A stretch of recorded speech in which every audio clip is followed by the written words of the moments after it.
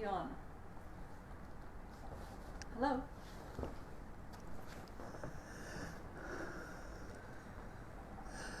Good morning, that. Good morning.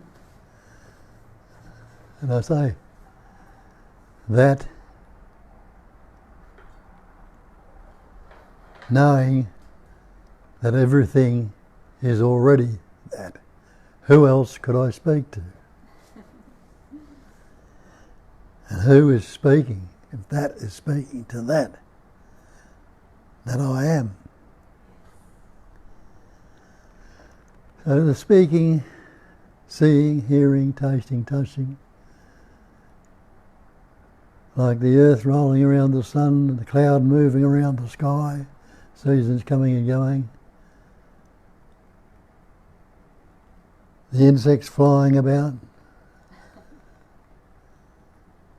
Everything is that. But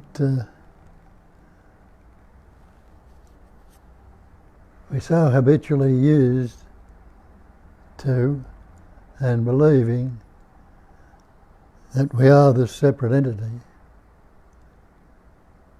this person, the individual. We don't recognise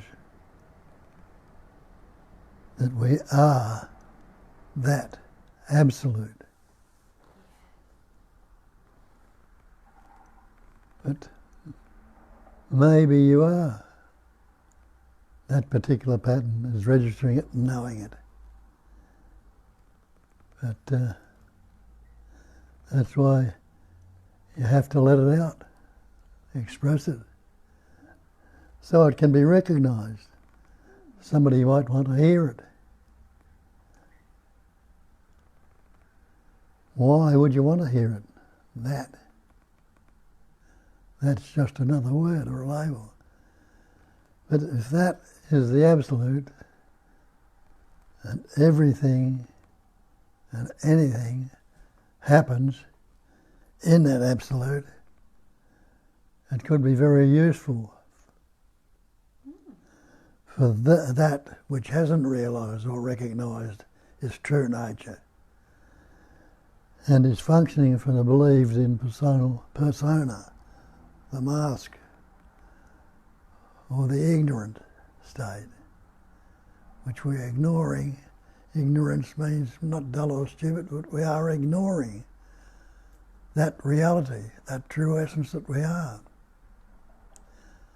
And we're focusing in the belief that's gone on. It all came about when we learnt words. Each seeming so-called person has learnt words. And those that didn't, the knowing of words or the recognising of words didn't come upon you until you're about 2.5 or 2. There's no specific date or time which it happened. It's round about the 2 years when we began to learn words, when the capacity of knowing or believing or reasoning came upon us. Before that, when we didn't have any words, we didn't have the capacity of reasoning. So we had no words to speak. We could make sounds, like a bird or a dog or an animal. A little baby makes sounds, can try or go. But then, as the growing happens, and the reasoning develops, he learns words. And the very first words he learned is I, or me, I am. And the parents tell him, you're little Johnny or little Billy.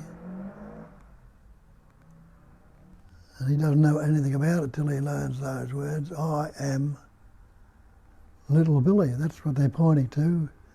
This me you're speaking to. And so now the language has started and words are added to from then on. And the belief in the words comes about. Because now I am little Billy or little Johnny. That is the label or the name that's been given to this pattern. And as I said, which we don't get it, but that is the label. That's that also. You are that, I am that, and all the labelling is that. So it hasn't changed its true nature into something separate and apart. It's still only and ever that. And what's the that represent? The sense of presence, the knowing that you are. But it also represents what they point to in certain scriptures as absolute or the great reality, or in Hinduism, the great perfection, or the non-dual intelligence energy, or one without a second. Sachit-ananda. Sat is existence. Chit is consciousness. Ananda is bliss or loving to be. And people get hooked up in that word bliss and take it to be some sensation. We've got to look and got to hold in mind. And they can say, you hear that he was blissfully ignorant, blissfully ignoring his true nature. But be with it, know it. Everything is that. Sat, Chit, Ananda, the five factors. The other two are Nama, Rupa. Nama is name, Rupa is form.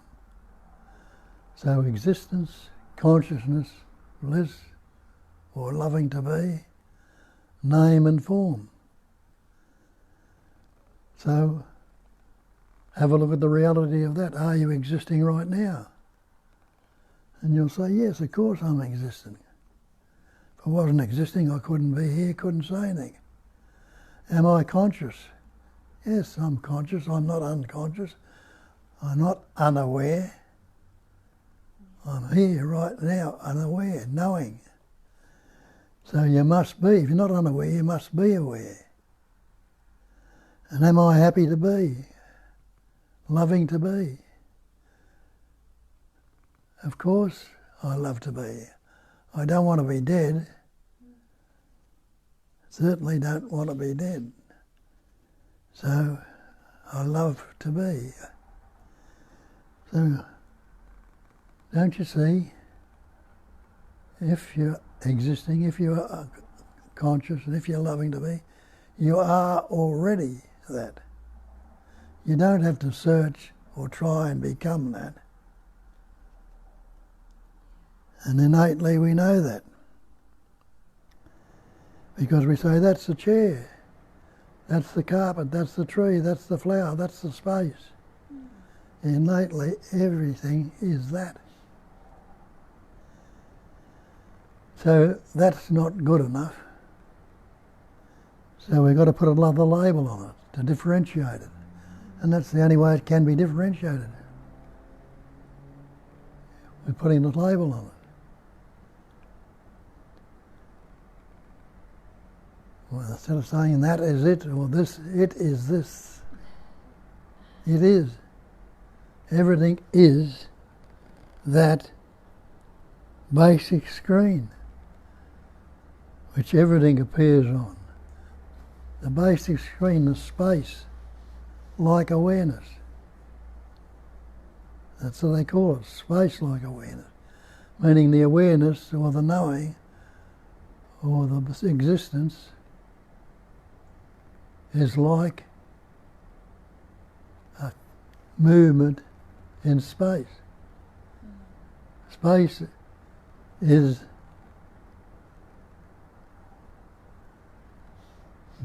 the centre or the cause or the seemingly screen on which everything pattern, shapes and forms and appears to be. Space, silence, stillness, emptiness. And that emptiness is right before your very eyes now.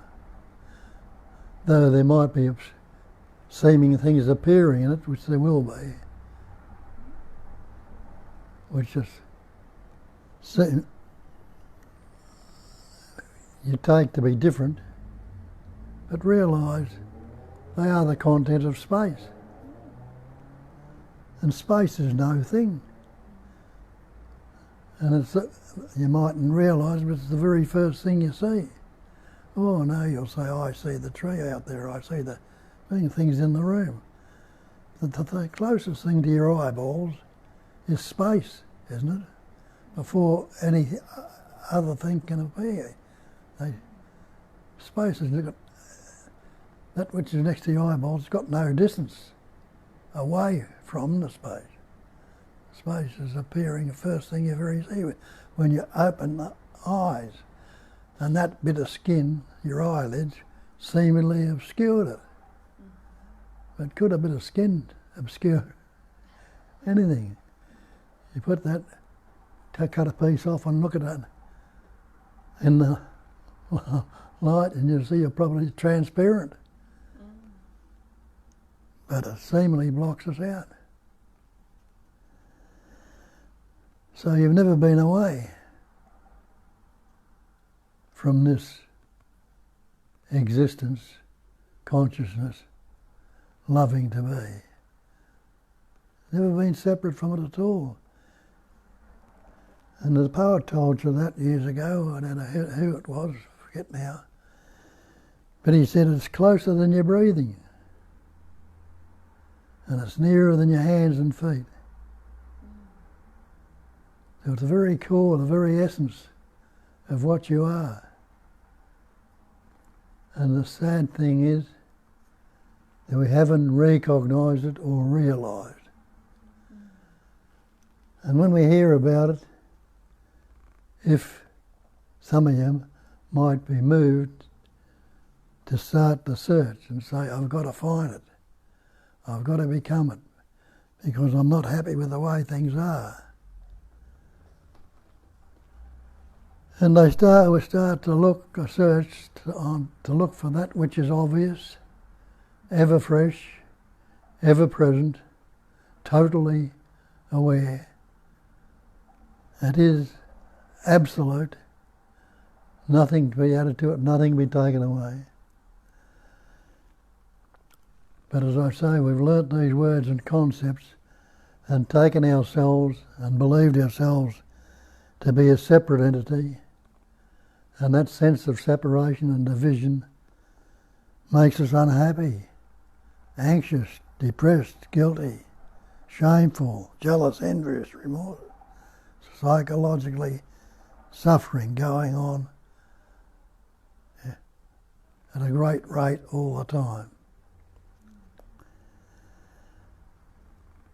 And it's misconstrued because it's believed to be happening. We believe we need to be this search, instead of seeing, as they say in the Sachit-ananda Namarupa, it is absolute.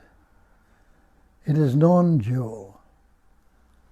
Non-dual means it's one without a second, or not even one. One without a second, not two. But as soon as the words or concepts come upon it, we seemingly divide it. And especially when you take on the idea that I am this separate entity, I am this person, I am this individual. We put the concepts on, that's seemingly divided. But where do the concepts appear? Where do the words seemingly appear? Can you take a word, a vibration, out of space? Can you take anything at all outside of space? Can you postulate anything in this manifestation outside of space? You can't. Because what would it be in if it was outside of space? And if you try to put something in, the only thing you can put it in is space, isn't it? But we miss it. See how simple it is and how easily we miss it because we've learnt these words. Doesn't mean to say that things are not going to go on, pattern, shape and form and appear in space. They can appear, but how solid and substantial are they? How real are they? Well, we take this body, mind, entity, this person, we believe this is to be real. But when they tell us that the false cannot stand up to investigation, and you need to investigate everything to see if it's a fact or just a belief, well, investigate this pattern of body-mind and see if it'll stand up. If it's a fact, you're stuck with it. It's that. But if you investigate and see it's not that, what is it, and find out what it must be in, it is in that space, because the space, you can investigate space as much as you like. Can space disappear? It can't. The things that appear in it, when they're investigated, you might point out they're not what they appear to be. This body, how are you this body? We'll investigate this. You say, my body. And who's the me or the my relating to? Isn't this a conceptual image you're taking on when you learnt words? I am this person. I am this body. I am this mind. So we're relating it to this image, a conceptual image, a person. Where does the word person come from? That comes from an ancient language, persona, the mask. So we've got the label, we put on this word mask, and now we've added to it over the years and changed it into a seeming person or an individual or this entity that appears to be so, this body-mind. Investigating this body, what's the body made up of? If you think it's solid and substantial, investigate it, put it under a microscope. But break it down anyway and realise it's made up of elements. It's made up of air. Isn't there breathing happening and fashioning, forming and expressing through and as the body when the words is learned? Is there hearing happening? Is there seeing happening?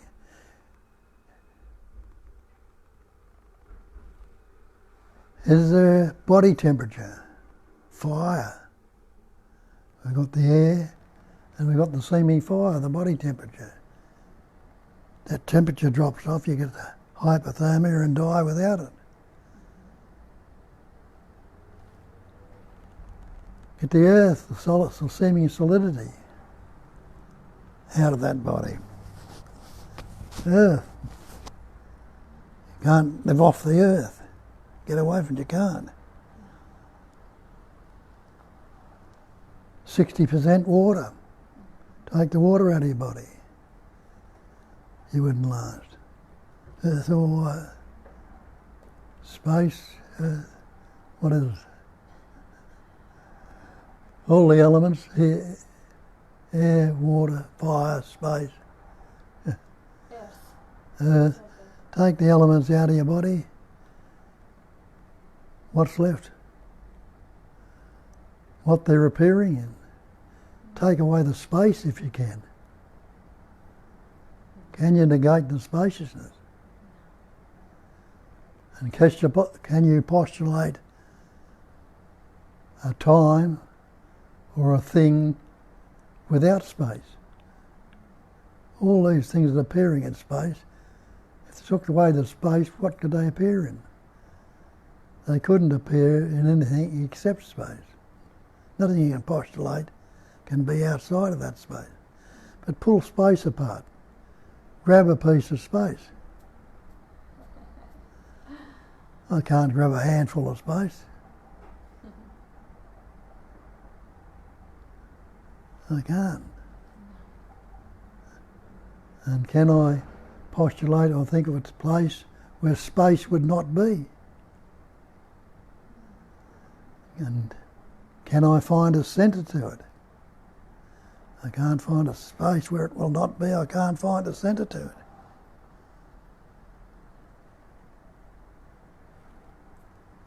But we call it space-like awareness. Now that's a word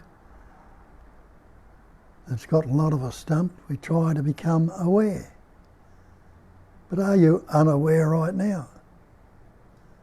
And you know right at this moment you are not unaware. Well, try and tell me what awareness is. It's there. If you're not unaware, you must be aware. So it's there. What is it? What are you talking about? And you realise you're talking about that in which everything appears. That, another term for that awareness can be God, if you like, because it's absolute. And on that awareness comes consciousness, and every other thing appears in that awareness. And show me or tell me a time when you are not unaware. You might believe you are unaware in deep sleep. But look at that closely. How would you know you slept if you were unaware? And how could you say it was a deep sleep? And how could the dream take place in deep sleep if you are unaware? So that awareness is absolute. It is life itself in which these other things appear. And you are the way, you are the truth, you are the life. I'm talking about you, the reality, not you, the person.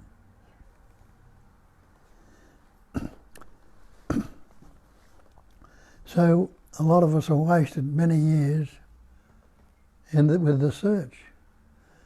But they were not wasted really, because all the time when you were so-called seemingly searching, you were looking for something more than what you believed yourself to be. You couldn't settle with that anymore because life wasn't as good as you thought it could be, with all the suffering and problems that go on in it. So we had to find something more. And so naturally, it takes you further, turns you around and takes you away from that instant belief that I am a human being and I've got to find some higher power or God. I've got to become something. Not realise the very fact of being, without putting the label human on it, means that there is awareness of being. A being is bearing an awareness. An awareness of being is that blissfulness. Nothing good, bad, pleasant, painful, happy, sad about it. And take that word being, that's another way they put Sachit-ananda. Shorten it down into being, knowing, and loving to be. Well, have a look at that, investigate. Are you being right now?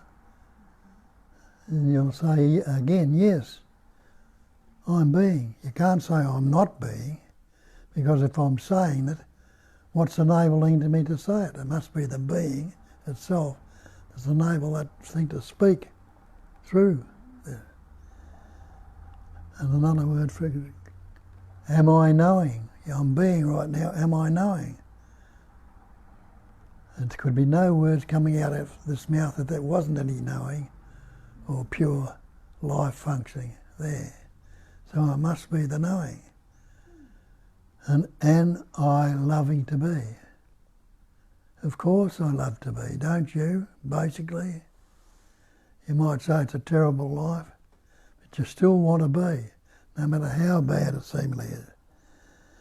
And if it get into it too long, it might become overwhelming, and you'll think you'll get out of it by killing yourself. Because you're already that, you won't get out of it anyway. It might take away a lot of the breaking pain, and that's what's in your body. It can get overwhelming. And most of it will be the problems that are in your head, the thoughts, the feelings, and the emotions. Have a look at that being again, you see, and you realise you call yourself a human being. And if you believe in God, you'll say God is the supreme being. So you've got the idea that God, or the supreme, is much greater than the human. Supreme is much greater than what I am. But what if you took those labels off? Take away the supreme and try and separate the beingness without the label, supreme or human. Again, you can't separate it and you can't negate it. So the being is still there, just as plain, simple, complete being, without any human, without any supreme, without any other concept. So it's the non-conceptual, ever-fresh presence awareness. And you and I and everything else is that. Is. Not was.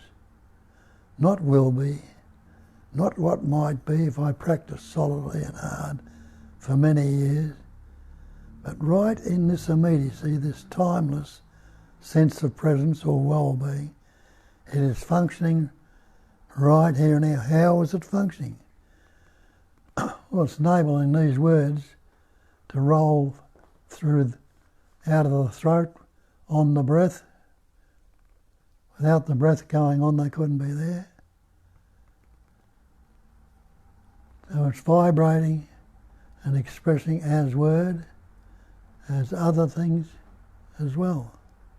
Life itself is that beingness. Because if you weren't but being right now, you'd be dead. What does a corpse know about being? Nothing whatsoever. What happens to it? It starts to break down. Rots or breaks down. And the energy is out of it. And so it can no longer vibrate as thoughts, feelings or emotion, or replace cells in the body, or causing words to happen, or blood to expand. Can't do anything at all. But where does that life go? Life is beyond birth and death. There is only life. There is nobody who lives life. So where can it go?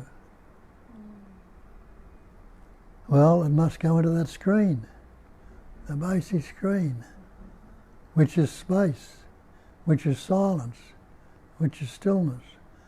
Where did it come from? It came out of space. Where were your father and mother functioning? In that space. And the life energy in those patterns, where did that come from? In the space, the essence of the food. And the air they're breathing, the air is in the space. The food is growing in space. Everything is going in that space, and space is emptiness. a cognising emptiness. An emptiness is not dead or something. It's a cognising, or has the capacity of knowing or cognising, a subtle vibration. And the Buddha told you that, he understood and recognised, and he saw that emptiness is form. There could be no forms if they didn't appear in that emptiness. Look out there, look out the window and see what's there. Space. How many forms are in it? Clouds, trees, flowers, planes might be flying around in it.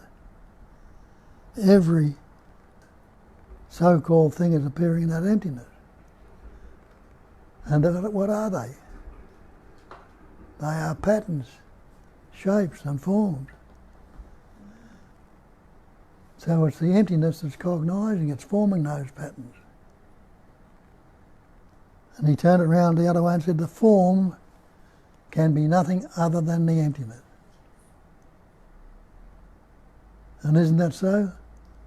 Where does the cloud go when it dissolves? It'll dissolve as water, it'll cool down or condense into water, or come down as rain, which is water, go into the ocean, which is water, and what's the water in? What's the ocean in? Space. Nothing you can postulate can be outside of that space. Space is emptiness and silence. Where does any sound come from? Silence. And where is the stillness and the silence? Is it outside of space? So you can't take anything at all which could be out of space. Now space is empty, it is no thing. All things are contained in it, but it itself is no thing. You realise that you are a thing. Who, me, the great Bob, is a thing. No, I'm more than that. But when I look at it, I am no thing.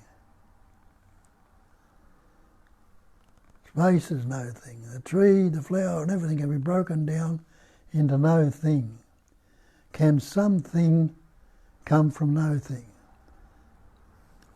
So everything is appearance in space, and space is no thing. So everything, including you, me, and everything else, is really no thing. But we say nothing, and we've killed it. Zero, nothing is zero, zilch, nothing whatsoever. Vacuum, void. But no thing means these patterns, shapes and forms have no substance or any independent nature in how they're appearing or patterning. So the whole lot is no thing. And you and I and everything else is that, which is appearing, seemingly so.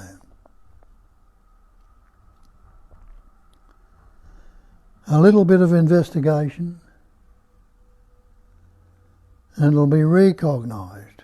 That's another word, recognise.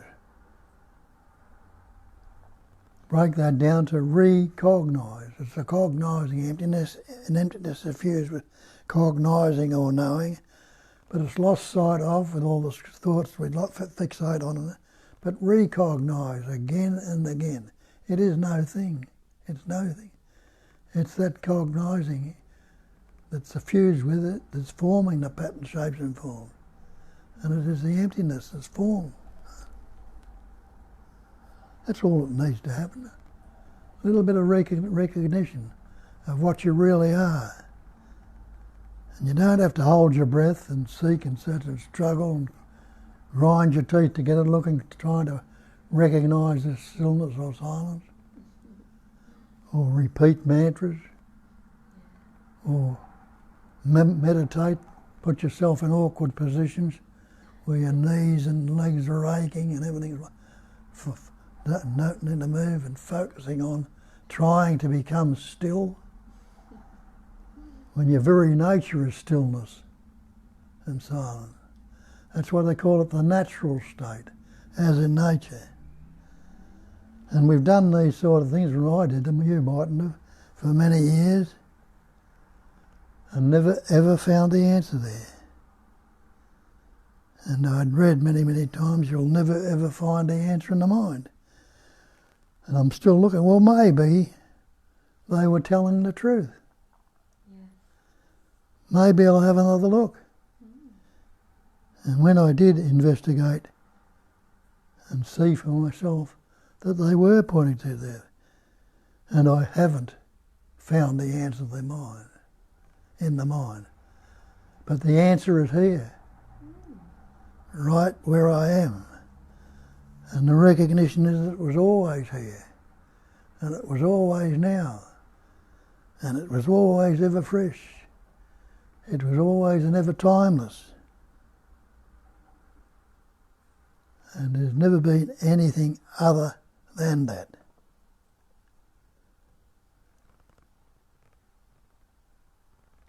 Knowing that, relaxing into it, life, so-called life that I am, is natural, spontaneously, as they say, ever fresh and easy. Nothing easier than being.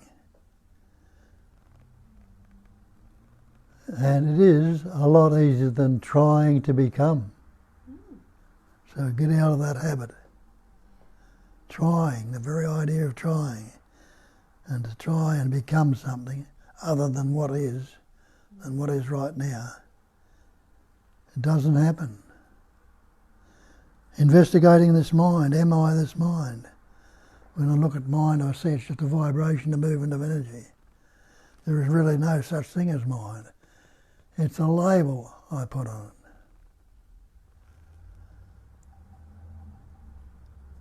And believe it has some powers, you can do this and do that. But if you don't mind, what can you say about anything? And if you don't mind, is seemingly matter. It's become solid with the word. And matter, therefore, is congealed mind, like blood congealing. So you can say,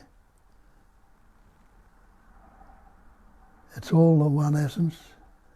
Mind is very subtle and flowing.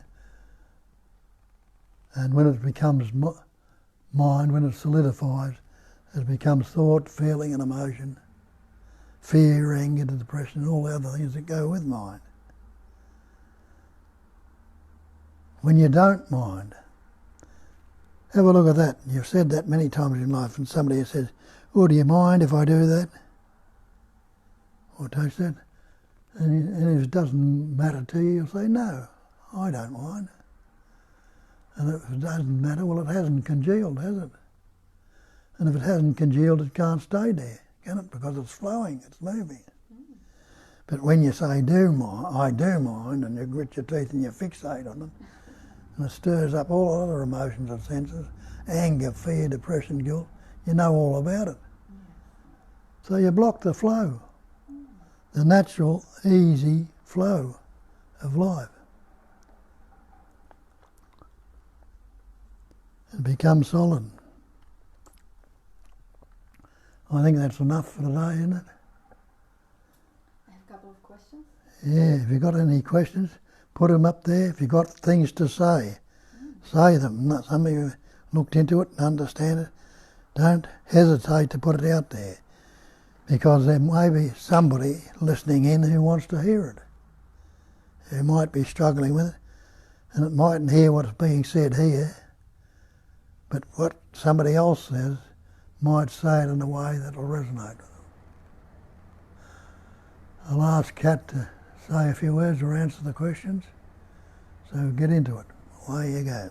I'll just start from the last question that was asked here, then I'll go through the screenshots. Julia is saying, staying in the natural state seems like trying to be still. How do you stay? How can you go?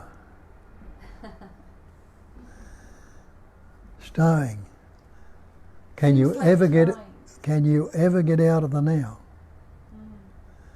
So staying in the natural state, keep it in this spontaneous, ever fresh presence awareness. But who would try? Only you believed in me. That's what's necessary. Keep recognising, if you think you're out of it, who's this happening to? Obviously to me. But what is the me? A conceptual image. Can the me see? Can the me hear? Can the me taste or touch or smell? Have a look at that. You'll say I or me, which is the same thing. I see. But can the thought I see? It can't. I need to stay. That's the thought. Can that I that you're trying to think needs to stay there, can it stay? It can't. The thought I see cannot see. Seeing is happening. And the thought I see makes the belief that there's a seer that is seeing. And so that I see, that thought I see, has become the subject, a seer. And I see the chair, the table, I see this thought, I see everything else. They've become the objects. So what has happened? That non-dual one without a second has seemingly been split and divided into subject-object duality. And that seeming duality, in being a vibration which vibrates constantly in opposite, won't be able to stay anywhere. It's constantly moving. Because we go to another concept and another, we latch onto this one and that one. Is it this one? Is it that? Could it be the next one? And that's all thought. And what's thought? Is there a thinker without a thought? Or without thinking? The thought is, I think. And there can't be a thinker without thinking. And there can't be the thought without thinking. So you've moved away from it again, you're not staying in it. So if you're trying to stay in it with a thought or with a concept, it doesn't happen. But try and get out of it without a concept. Though it's constantly changing, without a concept, you can't say it's past or future. It's just as it is right now, spontaneously, somewhat of a vibration, not a full movement to move away. It has a beginning or an end. When does now begin? You can't put a static point on and say it's beginning here and ending there. You know, it's spontaneously happening, changing right now. So you're never out of the immediacy, but the conceptualising or the thinking seemingly takes you out.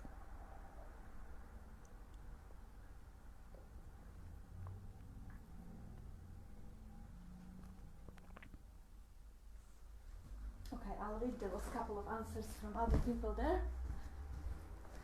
Hi everyone. Thank you for all your messages. I hope I didn't skip any. If I did, please refer back to it. So that was after Julia's questions. Jane said, don't have to try. There is no you to try. Your true nature is the natural state. Yeah, basically see what's moving. I think Julia, British Julia says, enjoy the dream. And she put the picture of the bed there. Yes. And American Julia says, there absolutely is only now, and yet thought refers to imagined moments. Am I in the natural state when I am trying right now? Is the natural state not trying or no trying? Everything is the natural state. It's the conceptual beliefs we put on them that seemingly take us out of it. They're happening naturally, but they are not the state. And also, I would say you are not in the state. You are the nature. Yeah. You are the natural sort of unlocated, blurred, conscious being, conscious awareness of presence. There is no you in it or out of it. What moves in and out of it is not you. There's the least semblance of a you or a me there. Yeah. Conceptualizing going on.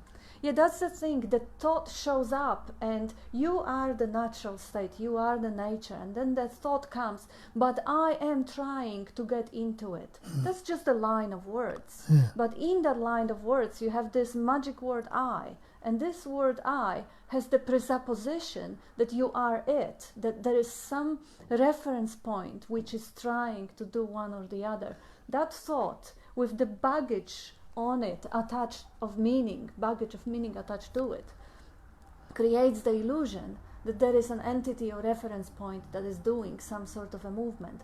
But the whole thing, the thought with the image, with the baggage, with the reference point, is that line of words appearing in the nature that you are. So what is moving is not you. What is trying to get in and out is not you. I'll just write this one.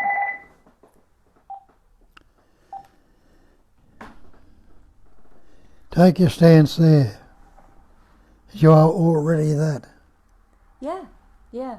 And when it is confusing, I get it, when we are saying stay there, rather than to say stay there, who is there to stay or to not stay or to move?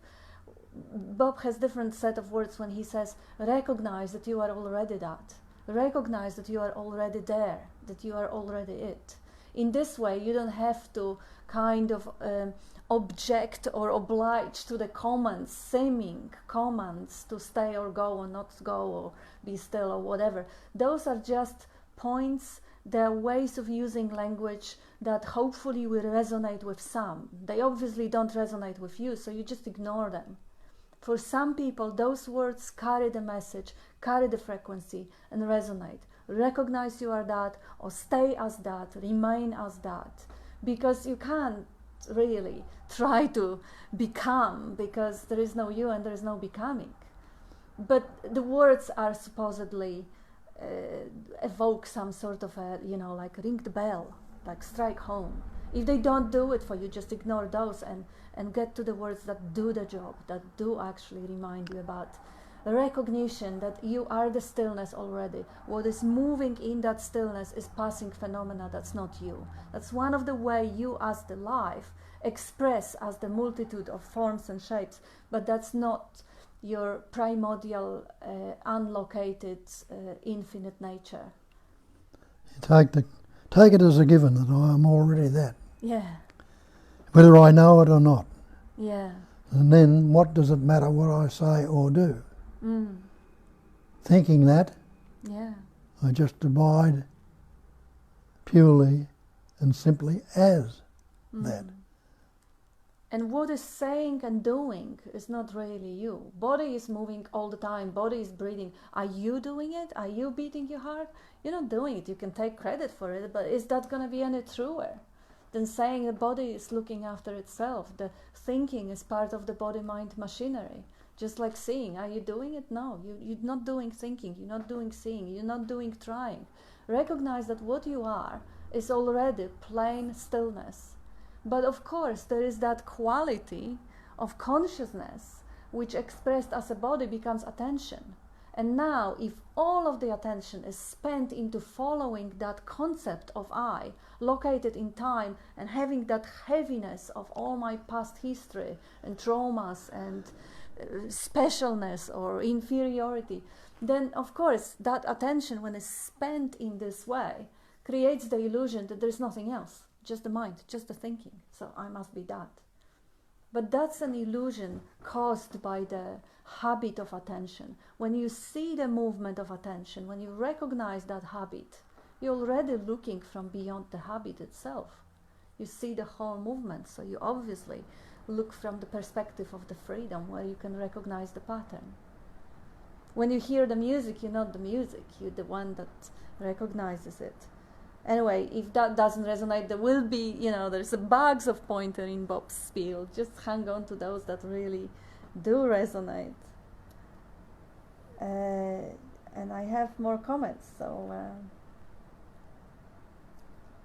after Julia was saying, oh yeah, Joe says you look beautiful, Kat. Thank you, Joe. And Julia, British Julia, Kat looks extra cute. And I saw in the beginning that Julia, British Julia says that you look extra cute. So we look extra cute in Julia's eyes. Thank you, Julia. And staying in the natural state seems like trying, says Amarnath, answers to American Julia. There is nothing unnatural. Good point. Yes, all nature. Even thoughts, concepts, and conceptual awareness, also two ends of the same stick. Yes, brilliant, absolutely. Thank you, Amarnath. Yeah, he knows. Yes, and now British Julia says the sky is always present. Absolutely, even if you don't see it, the sky is present. And what is the sky? What's in this room is sky. It's sky. And what is the sky? I love when you point out what's the sky. Space. Empty space. There is no blue canopy. It's just the empty space, the nothingness, as far as you can imagine and further. No beginning, no ending. Yes.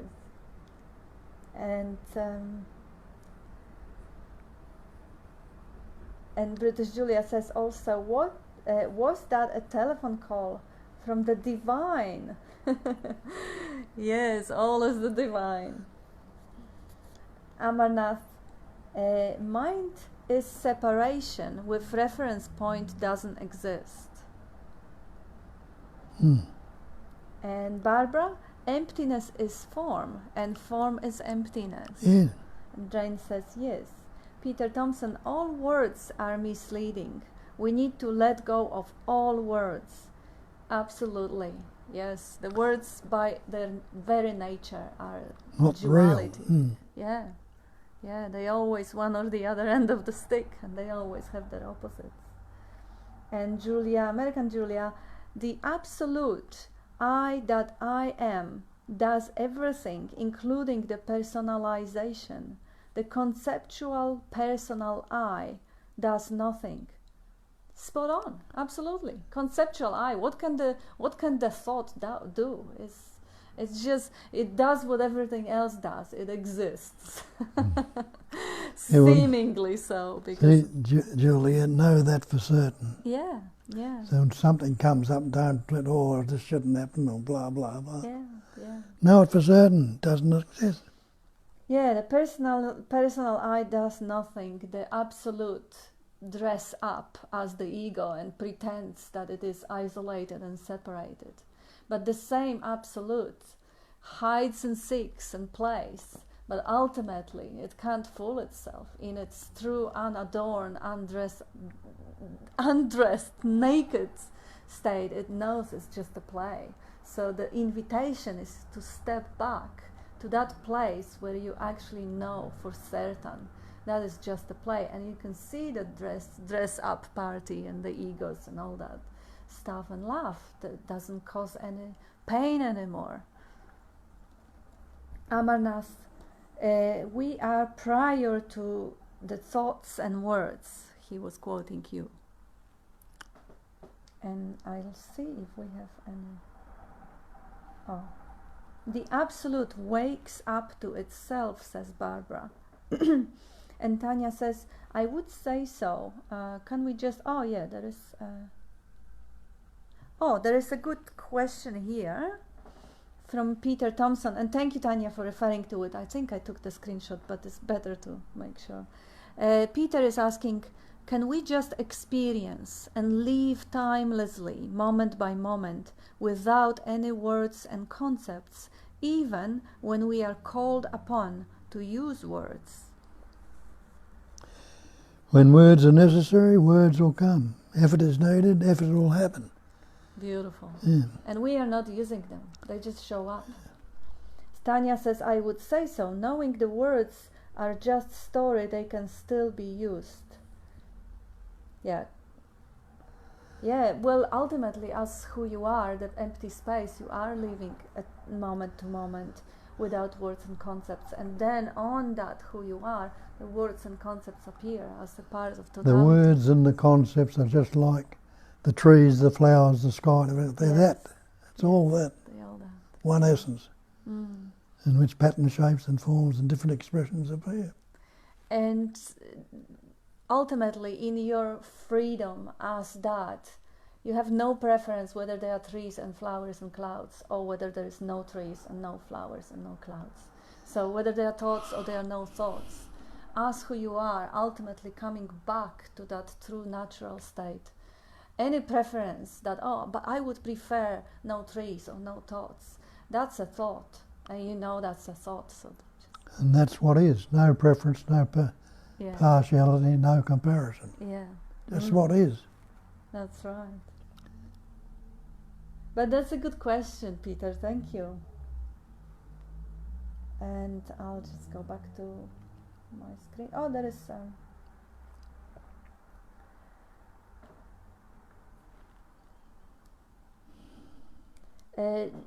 British Julia. Bob equals great Wizard of Oz. Laughing is really nothing.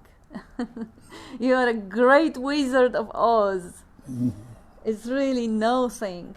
And our Bill says, whether or whatever and whoever wants to understand is the very thing you have to be free from. Yeah. Beautiful, brilliant, exactly. The seeker is the problem. Yeah. Who wants to know? That's the freedom from that one. And the seeker is what we're seeking right now, is the seeker. Yes. Seeker is the thought. Yes. And now we have Amarnath saying there is only timeless, spaceless, causeless. No infinite time, no infinite space, no cause. And Byron says, yet in my head it feels there are way too much words. I do not feel happy with so many empty words. Can I feel at peace, please, now? I mean right now. Yeah. Drop the words. Yeah, yeah. What's, Ignore them. What's wrong with the word? What's wrong with right now if you don't think about it? Mm. And just pause, or whatever way you do, let it go. Don't do it, but just realise, without a thought, you can't say it's good, bad, pleasant, painful, anything at all about it without the thought. Yeah. It just is. Unaltered, unmodified, uncorrected. Words and thoughts are not a problem, it's the engaging Yes. with them. Giving them credibility, giving them importance, meaning. That's the problem. When you actually see how the meaning flows, because if the narrative was going in a foreign language in your head, or the music was playing out, that's not a problem. The problem is when we start engaging with them. That is where the suffering is. That is where the nuisance, like the irritability comes up. It's just recognize the habits from that point of recognition, whether they are there or not. Maybe not immediately and overnight, but they become benign. That's seeker never existed, yet seeking can happen, Amarnath says. Yeah. Yeah, and seeking as the activity. If there is no seeker, nobody's Seeking ordered. is just like seeing, hearing, tasting, touching, smelling. Subject, object. Yeah. There can't be a seeker without seeking. I seek becomes the subject. Yeah. What you're seeking becomes the object. So seeking is happening in the immediacy of this moment, if you are seeking. And the innocent activity is not a problem at all. I mean, the whole survival machinery, the software in the brain is designed in a way to seek comfort, to seek security, to seek pleasure. It does it in automatic mode. Like you look at rabbits or squirrels, they behave in the same way. The body does it without interfering with the process and creating the entity that does it or is responsible or is succeeding or not succeeding. The innocent activity makes it's just what it is. It doesn't really hurt. Byron says, Babu shamanikas kolumba nyuka burumba mabu bushna. Yeah, the words in foreign language that won't bother. Good one.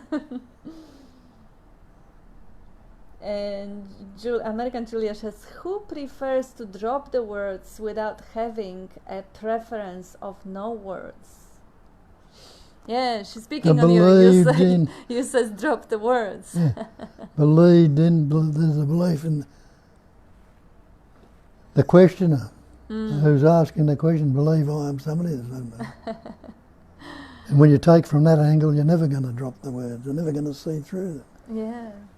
Because you're putting the questioner, the belief in the entity first. Yeah. I think she was actually hinting at the point when you said drop the words, and then she says, who is to drop them? Yeah. And again, this is the part, Julia, where you actually hear some of the pointers and you don't hear the others because you assume that there is a logic to it in pointing, that if Bob says drop it, who is there? Who is supposed to drop it? There's nobody there to drop it. That's bullshit. He's telling me bullshit. Well, yes, if you apply logic to pointers, which are necessarily language, you shoot your own feet instead of actually getting to the point of resonance where logic, the head can't follow because it has no doership capacity. But the heart, if you hear it with the heart, drop the words. I tell you, pause the thought, or Bob says it too. Yeah, blah, blah, blah, blah, blah, I can't do it, there's no one to do it. Okay. Listen to the heart. See? It is different way of hearing where resonance leads. Not through the logic. Logically you're right. There is no one to drop the thoughts. There is no one to pause the thought. There is no one to do anything at all. How far is that logic taking you? You're right. And so what? You're not free if you're right. Because you're sitting in your head. You can really hear with your heart and then drop it has completely different meaning. You don't have to be right anymore, but you're free. That's better. And if you're going to be right, I love you just the same. That's a good question because it's one of the basic questions we must see through. Who is asking the question to drop the words instead of seeing what is being pointed to? We go on trying to find the questioner, but the questioner is the question itself. See that? Yeah. That's like, if the house is on fire, Yes. you go along, you don't go along and say, where did it start? What room? Who had the match? Yeah. Where was the box? Do you think how many more matches are left in the box? Instead of putting the fire out, you don't trying to find where it all began. But Julia had a different take on it. Instead of looking who started the fire, who was saying, but there is no fire, there is no house, there is no me, there is no bucket, there is no water. That's bullshit inner talk again, as well. You disconnect from the narrative and see the body moving. Yeah, but the body there is no body, there is no one to move. Really? Body is breathing right now. So, yeah, that's the way. Disconnect from all the chatter. Instead of investigating who started the fire, or instead of investigating, is it the me to put off the fire? Just shut up. Just see what the body is doing. Just see the movement naturally arising from the situation, because this is the manifestation of that great intelligence. That great intelligence is guiding it, what to do moment to moment. And that yapping habit of commenting on everything is basically sabotaging it and creating suffering. And as much as our storytelling capacity is also a necessity for the survival of a larger groups of the species, and it also have the some sort of a evolutionary purposes, one could say, which is a story again, you can get free from it. You can get free from that backfire of it. Yeah. So if the house gets on fire, where is the house? Where is the fire? Even that is imagination, but it is to illustrate the point. And now Jane says to Byron, replying to Byron, my head feels they are way too many words. Jane says, look, who wants to know? Absolutely. Yeah. Amarnath, our power of belief and stamp of truth to thoughts and words make the dream true. Yeah, the act of belief. You believe in Jesus, you experience Jesus. You believe in Jehovah, or you believe in jihad, or you believe in whatever. Suddenly there is a reality to it. Or the belief in vax or anti-vax or conspiracy, reptilians and all, flat earth, all of it. Just the act of belief, which is also a habit. And is also environmentally induced, you know. If you have everyone around you being Jehovah's or being vaccinated, you might as well find yourself one of the influences subscribing to the same story. And Barbara says, peace is yes. Yes to yes and yes to no. Beautiful. I love it. Non-resistance. Life is. The story is secondary. One without a second ago. Life is now. This is beautiful. I love it. One without the second ago in the bracket. Yeah. Beautiful. And Michael says, does this body store trauma beyond words or concepts? Does this body store trauma beyond words and concepts? It is not called trauma anymore. Without the word, it is just what is. And yes, some bodies are born without hands and legs. Some bodies are born with super sensitive nervous system. Some bodies are a subject to abuse, and they are structural changes or software changes. But if you don't call them anything, they're just what is. What is not even a body or anything else. That's right. Yeah, even body is a label, absolutely. Yeah. Yeah, good point. I see you actually asking how objective the reality is. Well, it's only as objective as you make it, just like the reality of the dream.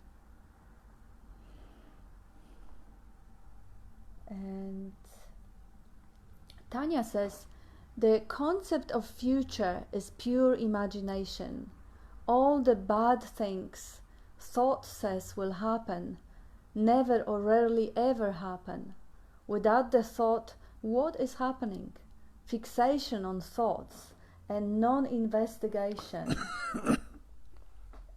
has seemed to cause psychological suffering. Relaxing back into it and starting from the fact I am already that is a very profound pointer. Thanks, Bob. Beautiful. Absolutely. All concept of future is fully imagined. And again, it's a projection, because even the imagination comes from, somehow projected past. As Agartha says, the unexpected always happens. Yes. The anticipated and imagined very rarely, if ever, does. Yeah. And imagining possible... Expect the unexpected. Imagining possible versions of the future. The only consequence of that is, I don't know who was saying it, that you die 1,000 deaths which never happened. Was it Mark Twain? Someone, yeah. 1,000 deaths which never from the events that never have happened. They were only imagined. What it creates the habit of overlooking the present moment. You go into the future and you kind of get all the black scenarios or positive scenarios of just imagine. You train that computer to habituate imagining, to habituate overlooking that moment now. Just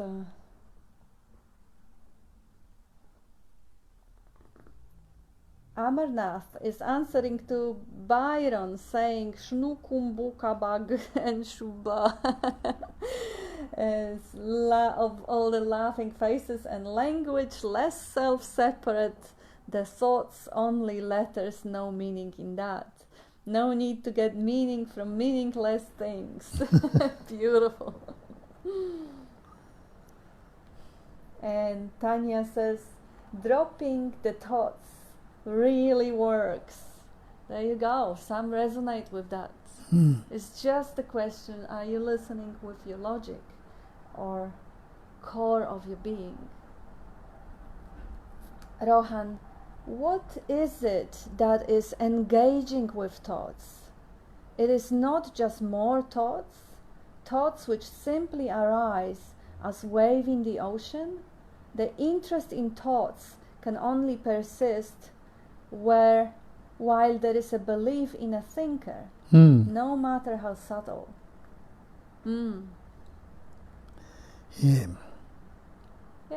Yeah, engaging with thoughts and stories. And that could be completely like you can put disclaimer that certain type of functioning communication can be completely devoid from engaging with thoughts.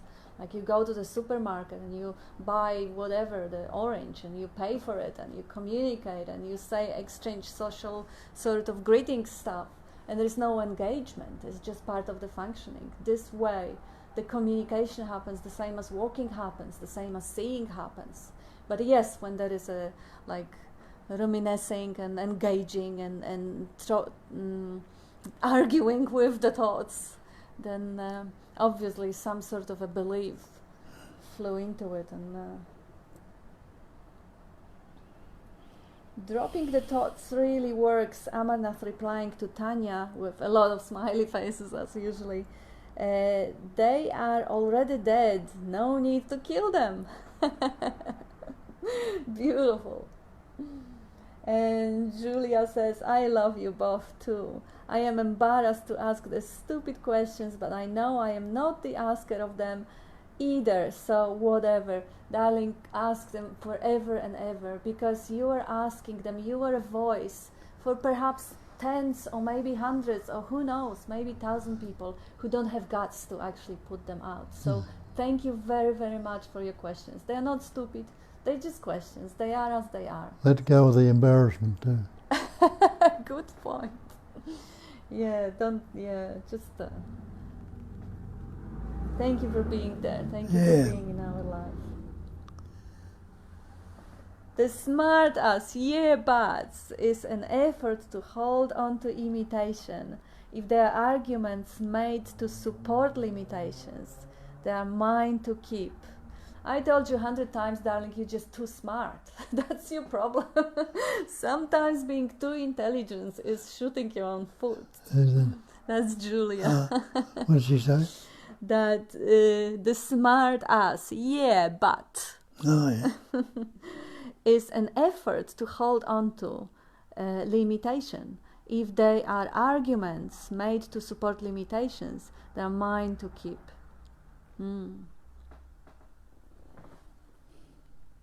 Yeah, as Bob also said, and just for a heck of it, I enjoy as well pulling apart the pointers just to show their limitations, because they are limited.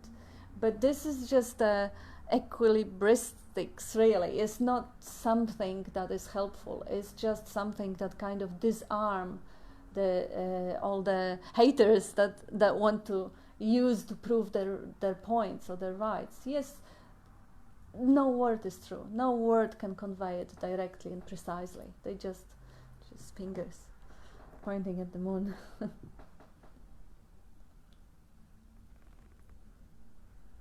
And Jane is answering to Rohan that exactly, and that question which Rohan was saying is that what is engaging with thoughts, if not just more thoughts?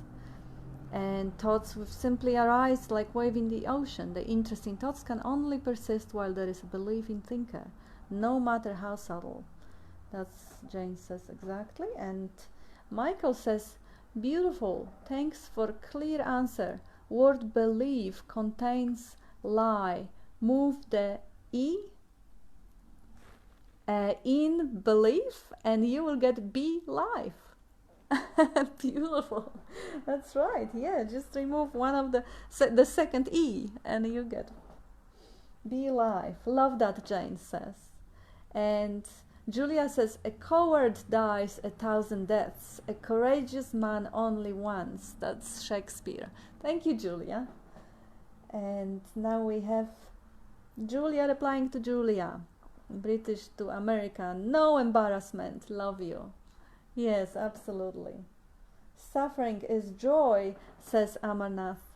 Ugliness is also beautiful. All complex things are also simplest of simple. That's so true. Yeah, it's taking any stance. Everything is the manifestation of absolute, so it has the totality within itself. Beautiful. And Julia says, British Julia says, sometimes I find I'm negating my experience out of fear. When I pull back to what I know I am, I can engage fully. Yeah, doubting is also a habit, is also a thought. Thank you for sharing. I'll go back because we got into the end of live questions, and I'm gonna go through the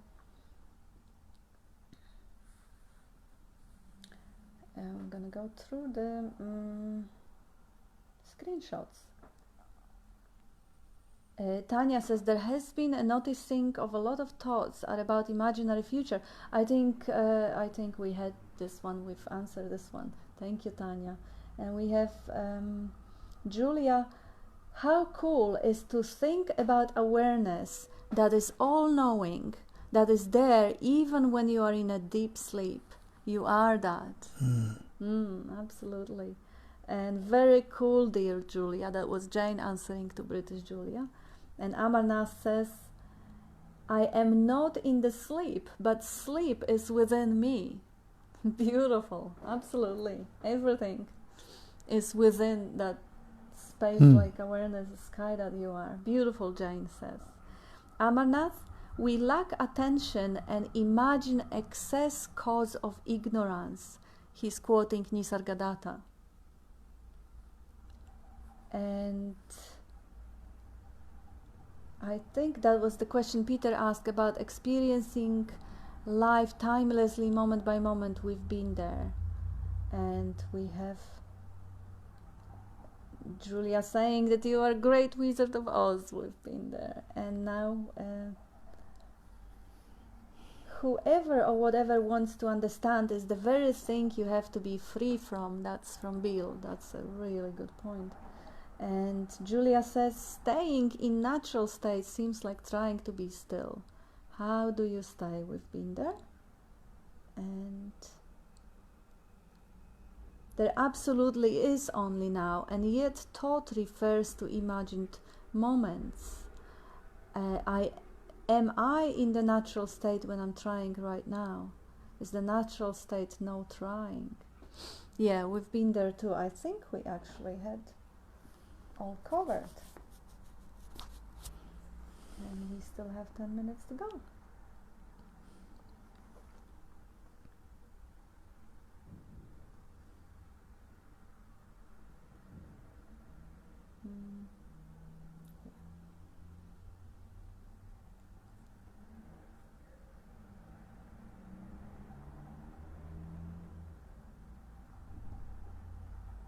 Oh yes, there is Amarnath with a lot of faces again.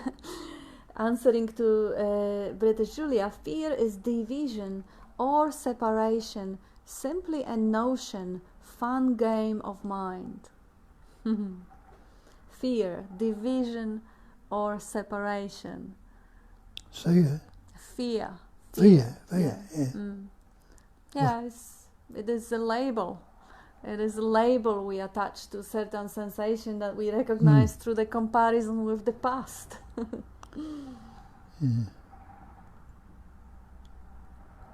Rohan says, Kat, as you say, being too smart or intelligent can be a huge stumbling block.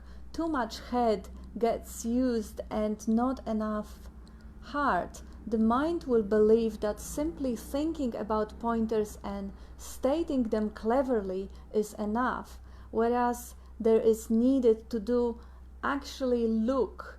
What is needed is to actually look to what is being pointed to. This needs to happen in the heart, with the intelligence put down completely. Very, very true. Yeah, that's what Bob always repeats. Just, whatever he hears, whatever you hear, put it aside. Look for yourself. Follow the pointer all the way. Beautifully said. I'll read it again because that's really important. The mind will believe that simply thinking about pointers and stating them clearly is enough, whereas what is needed is to actually look to what is being pointed to. This needs to happen in the heart, with the intelligence and all the logic and all the smart-ass answers put down completely. Yeah, it is the sitting with the being. You can't think of being. It doesn't. The thinking about being is not being. It's thinking about being. It's like talking about mango. It's not tasting the mango. Beautiful. And Jane says, perfectly said, Rohan. It is a very different language, the language of the heart. Yes. Yes, it doesn't have words. It doesn't argue with anything. It doesn't object to anything. It doesn't have this dualistic capacity of constantly being right or wrong. Or Amarnath says, intelligence is natural and spontaneous. No need to think or plan. And when the intelligence expresses itself as thinking or planning, that's part of the functioning. But yes, absolutely, it's spontaneous and natural. And Tanya says, there is no noticing the belief in the thinker is subtly here after looking at what Rohan said earlier, but that is just another thought saying that, and then another thought labeling sensations as fear or anxiety.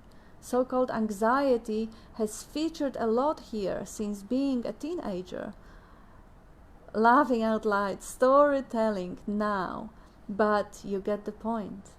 Yeah, absolutely. Yes, beautifully said. There's just another thought commenting on whatever we assign meaning to all the sensations and then we comment on them. And I got Michael says, can you please talk to let the dead bury the dead? Is it the same thing as being pointed to? What does this mean in living a practical life? Let the dead bury the dead. The quote from the Bible. Yeah. Well, the dead, they're out of it. They're not doing anything, are they? They don't get any. They're still stuck in where they are. Yeah. And life is continually moving on. Yes.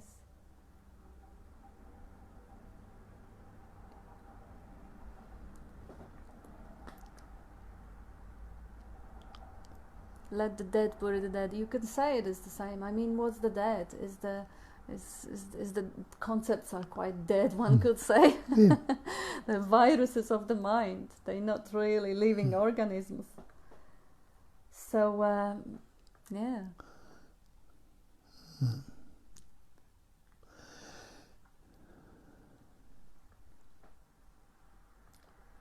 Is it the time? No, 5 minutes. I just got the message of someone who wants to catch up with us around the corner. Everything is happening by itself. Neither doer or non-doer, says Amarnath. Yeah. It's all happening by itself. Yeah. But itself.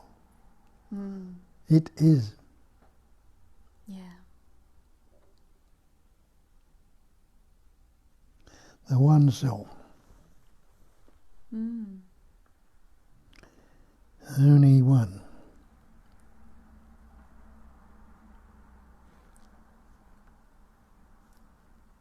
I'll just try to refresh the screen. Oh, we have another one. Ram says, thank God for this lovely dream. Yeah. Yeah, when you relax, the dream is quite lovely, isn't it? Beautiful.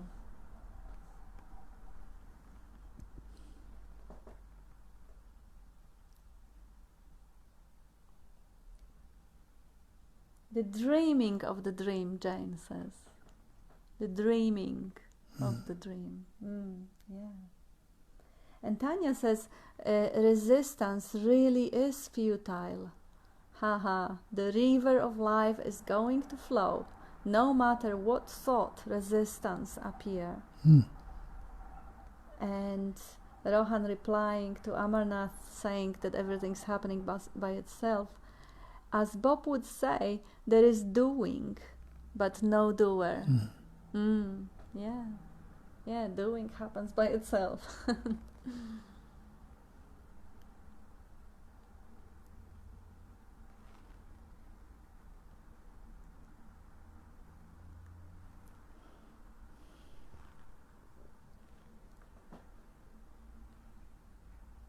Now Amarnath says, resistance and ease are part of game. You are out of game. That's beautiful. Absolutely. Yeah. The game is happening within you. Like you said, Amarnath, before, then the sleep is happening within you. Like everything, whatever is happening in the conscious awareness that you are. Can you postulate anything outside of it? Where would that be? You can call it awareness, you can call it space, you can call it God, you can call it absolute, totality, whatever way you call it. It's just one, showing up in a different shapes, forms, and patterns, and colors. And all words. All vibration.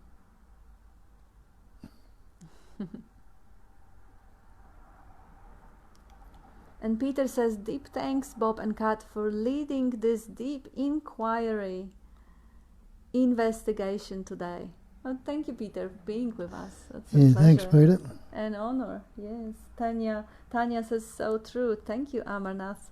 Resistance is really futile, Amarnath was saying. And Jane says, thank you, Bob and Kat, and everyone. Much love. Thanks you all. Thank you all. Thank you for being Every with us. contribution is... It's priceless. And it's very highly appreciated. It's the way it happened. Yes. And the questions and the insights. You see how, it kind of gives an extra spice to the mission, one could say, if we wanted to have a story of your life, the 45 years of pointing relentlessly into it and now seeing the fruit flowering. It's beautiful. Thank you. And we have more thanks, much appreciation and hearts and everything. So you have a wonderful day, whatever the day is where you are, and love to all.